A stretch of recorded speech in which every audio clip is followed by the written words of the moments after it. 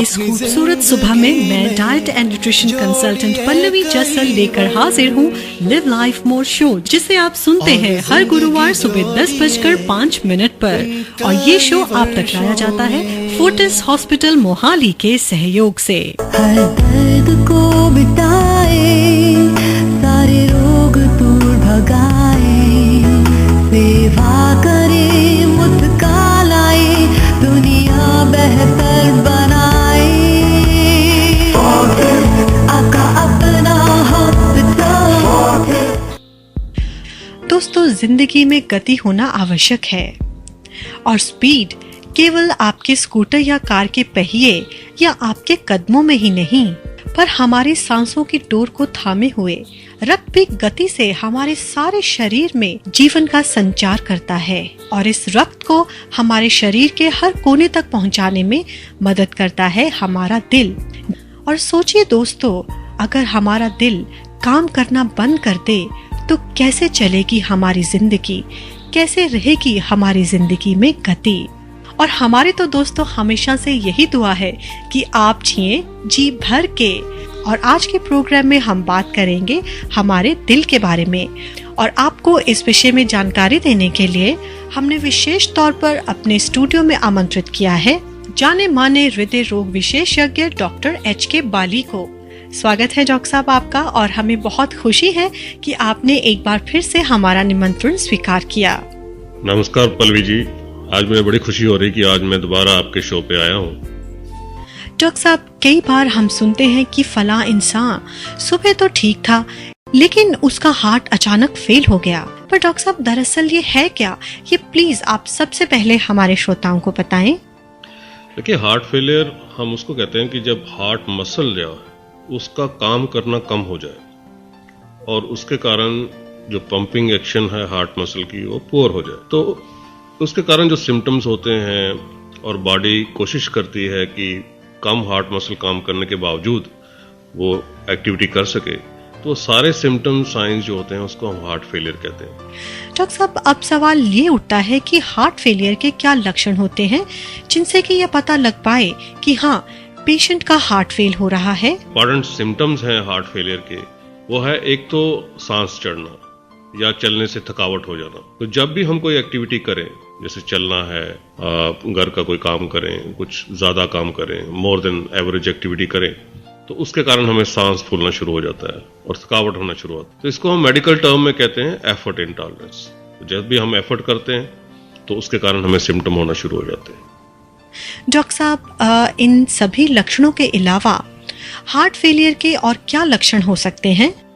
कि जैसे पेशेंट लेटता है तो उसका सांस फूलना शुरू हो जाता है, जब वो बैठता है तो वो सांस ठीक हो जाता है। तो फ्लैट लेटने से, बेड में लेटने से उसके सिम्टम्स सांस फूलना शुरू हो जाता है। दूसरा इंपॉर्टेंट सिम्टम्स ये है कि पेशेंट जब रात में सोता है तो सोने के टाइम तो उसको कोई सिम्टम्स नहीं होते, बट मिडल ऑफ नाइट में 2-3 बजे के करीब उसका सांस फूलना शुरू हो जाता है, उसको सफोकेशन शुरू हो जाती है, उठ के बैठ जाता है, वो चाहता है कि मैं खिड़कियां खोल दूं, बाहर जाके ऑक्सीजन लूं, और ये जो सिम्टम्स हैं आधा घंटा के करीब रहते हैं और फिर सेटल हो जाते हैं। तो ये रात में सांस के कारण उठना एक बड़ा इंपॉर्टेंट सिम्टम है हार्ट फेलियर का।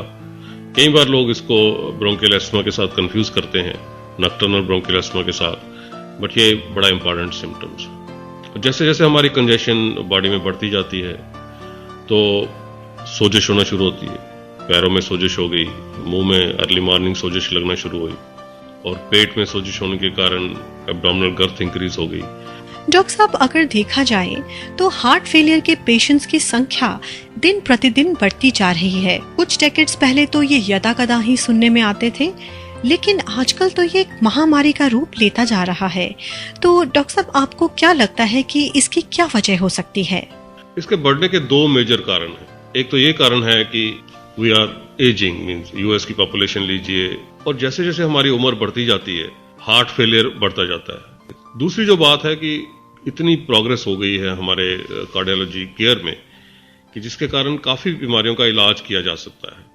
ब्लड प्रेशर का इलाज किया जा सकता है, डायबिटीज का भी इलाज होता है, कॉर्नरी आर्टरी डिजीज का इलाज है, एंजियोप्लास्टी है, मेडिकल ट्रीटमेंट है और सर्जरी है।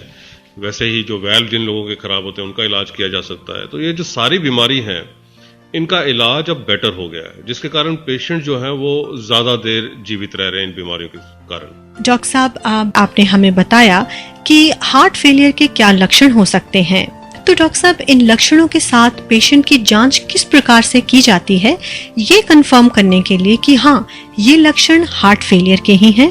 देखिए, जैसा मैंने आपको बताया कि सिम्टम्स हार्ट फेलियर के काफी क्लासिकल होते हैं, और अगर ये किसी को पेशेंट को सिम्टम्स हैं तो उसको हमें और इन्वेस्टिगेट करना चाहिए। बट मुझे लगता है कि क्लिनिकल एग्जामिनेशन जो है, बेड साइड क्लिनिकल एग्जामिनेशन, वो एक बहुत इंपॉर्टेंट है हार्ट फेलियर को डायग्नोज करने के लिए, उसकी सिवियरिटी को देखने के लिए। तो उससे हम देख सकते हैं कि हार्ट फेलियर है या नहीं है, और ये भी देख सकते हैं कि वो कितना सीवियर है। So, एक detailed clinical examination is mandatory and A must for diagnosis of heart failure. Doctor साहब, क्लिनिकल एग्जामिनेशन के साथ साथ किस प्रकार के टेस्ट इस तरह के पेशेंट्स के करवाए जाते हैं? ECG है, एकोकार्डियोग्राफी है, और एकोकार्डियोग्राफी से हम ये देख पाते हैं कि हार्ट का मसल जो है वो कितना काम कर रहा है, उसमें क्या डिजीज है जिसके कारण हार्ट फेलियर सेट हो रहा है, और उसका कितना इफेक्ट हुआ है, कितना सिवियरली हार्ट मसल डैमेज है। तो उसके कारण हम काफी पैरामीटर्स चेक कर सकते हैं, डिफरेंट चैम्बर्स में प्रेशर नोट कर सकते हैं, फेफड़े की नाड़ी में प्रेशर नोट कर सकते हैं। तो एक कंप्रीहेंसिव हमें डेटा मिल जाता है कि हार्ट फेलियर का कारण क्या है, उसका क्या इफेक्ट हुआ, कितना सिवियर है, और बाकी बॉडी पे उसका क्या असर हो रहा है। सो एक सिम्टम इवेल्युएशन, जैसा मैंने आपको बताया, उसके बाद detailed clinic examination and an echocardiography, ये तीनों को मिला के हम हार्ट फेलियर डायग्नोज करते हैं। डॉक्टर साहब, कई साल पहले हृदय रोगियों का इलाज केवल दवाइयों से किया जाता था, फिर हार्ट ट्रांसप्लांट के बारे में भी बहुत सुना गया, लेकिन हमारे देश में ये इतना पॉपुलर नहीं हो पाया। डॉक्टर साहब, आपको क्या लगता है कि इसकी क्या वजह रही होगी? मेजर कारण यही है कि ज्यादा डोनर हार्ट अवेलेबल नहीं है, और हमारा एक प्रोग्राम ऐसा सेटअप नहीं हुआ कि जिसमें हम जो ब्रेन डेड पेशेंट्स हों उनको जल्दी उनसे हार्ट लिया जाए और जो रिसिपिएंट है वो लगाया जाए। तो हमारे पास अभी एक ऑप्शन अवेलेबल हुई है जिसको हम कहते हैं बाईवेंट्रिकुलर पेसमेकर, या मेडिकल टर्म में हम उसको कहते हैं कार्डियक रीसिंक्रोनाइजेशन थेरेपी। तो डॉक्टर साहब, प्लीज आप इसके बारे में डिटेल में हमारे श्रोताओं को बताएं। तो ये काफी इफेक्टिव है, बट इंडिया में भी पिछले 2-3 सालों से हमने देखा है कि ये जो स्पेशल किस्म के पेसमेकर होते हैं वो जब बॉडी में लगाए जाएं तो उसके कारण हार्ट की कंट्रैक्टिलिटी इंप्रूव होती है, पेशेंट ज्यादा काम कर सकता है, उसके सिम्टम्स कंट्रोल होते हैं, बार बार हॉस्पिटल में दाखिल नहीं होना पड़ता, क्वालिटी ऑफ लाइफ बेटर हो सकती है, और सबसे इंपॉर्टेंट बात यह है कि उसके कारण लॉन्ग टर्म सर्वाइवल भी बढ़ता है। तो डॉक्टर साहब, ये जो बाईवेंट्रिकुलर पेसमेकर्स हैं, ये किन पेशेंट्स के लिए खास तौर पर फायदेमंद हो सकते हैं? तो ये जो पेसमेकर्स आज के दिन में है, बाईवेंट्रिकुलर पेसमेकर, मुझे लगता है कि बहुत इफेक्टिव एक ट्रीटमेंट ऑप्शंस है उन पेशेंट्स में जिनमें दवाइयों से असर हो नहीं रहा, और दवाइयों के बावजूद, दवाई खाते हुए भी उनको काफी ज्यादा सिम्टम्स हैं और वो नॉर्मल एक्टिविटीज नहीं कर सकते। तो severely symptomatic patients despite optimal medical treatment are the candidates for biventricular pacemaker. Doctor साहब, ये जो पेसमेकर्स आप लगाते हैं, ये किस प्रकार से हार्ट फेलियर के पेशेंट्स की मदद कर सकते हैं? तो ये जो पेसमेकर हम लगाते हैं उसकी 3 तारें होती हैं, तो इन 3 से हम ये तीनों चैम्बर्स को स्टिमुलेट करते हैं। तो what we try to do is we regain और maintain atrioventricular, interventricular and intraventricular synchrony. So ये जो पेसमेकर एक्ट करते हैं वो इस डिससिंक्रोनी को रिवर्स करके सिंक्रोनी मेंटेन करके हार्ट मसल की पंपिंग एक्शन को इंप्रूव करते हैं, जिसके कारण हमें बेनिफिट होता है। डॉक्टर साहब, मेडिकल साइंस में आए दिन एडवांसमेंट होती रहती है। पहले भी पेसमेकर्स लगाए जाते थे, पर आजकल के जो एडवांस्ड पेसमेकर्स हैं ये ज्यादा इफेक्टिव माने जाते हैं। तो प्लीज आप इन एडवांस्ड पेसमेकर्स के बारे में हमारे श्रोताओं को जरूर बताएं।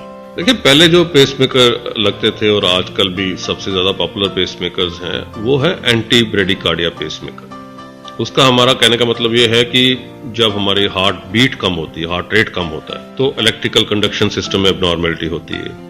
तो स्लो हार्ट रेट को कंट्रोल करने के लिए वो पेसमेकर हम लगाते हैं, और वो पेसमेकर जो होते हैं वो डिमांड मोड पेसमेकर होते हैं। उसका मतलब ये है कि नॉर्मली वो सिर्फ सेंस करते रहते हैं, और जब पेशेंट का जो हार्ट रेट है वो एक सर्टन प्रीफिक्स लेवल से कम जाता है तो उसी समय वो हार्ट को स्टिमुलेट करके वो हार्ट रेट मेंटेन करते हैं। इसको हम कहते हैं डिमांड मोड पेसमेकर। वो जनरेटर की तरह काम करते हैं कि जब हमारे घर में जैसे इलेक्ट्रिसिटी है तो जनरेटर काम नहीं करेगा, वो सिर्फ सेंस करता रहेगा, और जब इलेक्ट्रिसिटी नहीं रहेगी तो वो जनरेटर काम करेगा। So those are anti bradycardia pacemaker, bradycardia pacemaker. Doctor साहब, ये जो हार्ट फेलियर पेसमेकर्स हैं, ये किस प्रकार से कन्वेंशनल पेसमेकर से ज्यादा इफेक्टिव हैं? ये हर समय काम करता है, every beat, 24 hours, round the clock, हर समय वो हार्ट को स्टिमुलेट करता है। और जब वो छोटे चैम्बर को सेंस करता है या एक्टिवेट करता है और बड़े चैम्बर को आपस में तालमेल करा के एक्टिवेट करता है, तो ये 24 घंटे काम करना इसका जायज है। और ये 24 घंटे में हर बीट को स्टिमुलेट करता है। तो थोड़ा फर्क है इसका काम करने से और ब्रेडिकार्डिया पेसमेकर के काम करने से। डॉक्टर साहब, ये तो हो गई पेसमेकर्स की बात, पर डॉक्टर साहब बहुत बार हमने कॉम्बो डिवाइस के बारे में भी सुना है, तो ये क्या है और ये किस प्रकार के पेशेंट्स में ज्यादा इफेक्टिव हो सकते हैं, ये प्लीज हमारे लिसनर्स को बताइए। हार्ट फेलियर के पेशेंट्स को दो मेजर प्रॉब्लम होती है। एक तो उसका पंपिंग एक्शन कमजोर होता है और दूसरा उसका हार्ट बीट बीच बीच में कभी इरेगुलरली, डेंजरसली इरेगुलर और फास्ट हो जाता है, जिसको हम मेडिकल टर्म में कहते हैं वेंट्रिकुलर टैकीकार्डिया, वेंट्रिकुलर फिब्रिलेशन। और ये एक बड़ा इंपॉर्टेंट कारण होता है सडन कार्डियक डेथ का। तो जो आईसीडी है, आईसीडी एक स्पेशल किस्म का पेसमेकर है, एंटी टैकीकार्डिया पेसमेकर, जिससे जब भी हार्ट बीट इरेगुलर हो जाए, फास्ट हो जाए, तो उसको ये डिटेक्ट करके शॉक दे देता है, रिवर्ट करने को, उसको हम कहते हैं आईसीडी। तो जिन लोगों में हमें लगता है कि इस किस्म की प्रॉब्लम भी है, हार्ट बीट इरेगुलर हो सकती है, डेंजरसली हो सकती है, लाइफ को थ्रेटन कर सकती है, तो उनको हम आईसीडी लगाते हैं। तो जब आईसीडी और बायोवेंट्रिकल पेसमेकर जो है इकट्ठा एक ही चीज में हो, तो उसको हम कॉम्बो डिवाइस कहते हैं।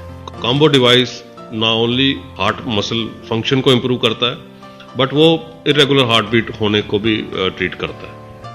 डॉक्टर साहब, हार्ट फेलियर एक महामारी का रूप लेता जा रहा है हमारे समाज में, तो इससे बचाव के लिए आप हमारे श्रोताओं से क्या कहना चाहेंगे?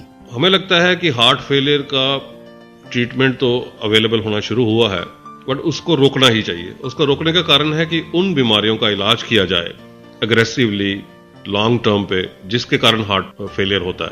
तो prevention is the most important part, and prevention is treatment of diseases which cause heart failure. और हमें उसी तरफ जाना चाहिए, क्योंकि उसमें खर्चा भी कम आता है और पेशेंट की एक्टिविटी भी बड़ी अच्छी रहती है और लॉन्ग टर्म में क्वालिटी ऑफ लाइफ बेटर रहती है। तो डॉक्टर साहब, अपना कीमती समय हमारे श्रोताओं को देने के लिए लिव लाइफ मोर टीम की तरफ से और मेरी तरफ से आपका बहुत बहुत धन्यवाद।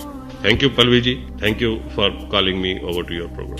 So friends, that's all we have for you on today's Live Life More show. आज के विषय पर अधिक जानकारी के लिए आप हमें कॉल करें। हमारा नंबर है 9815196731. So friends, this is your host Pallavi Jassal signing off, and till we meet again, take care and live life more. This program is conceptualized by Dr. Sandeep Jassal. हर दर्द को मिटाए, सारे रोग दूर भगाए।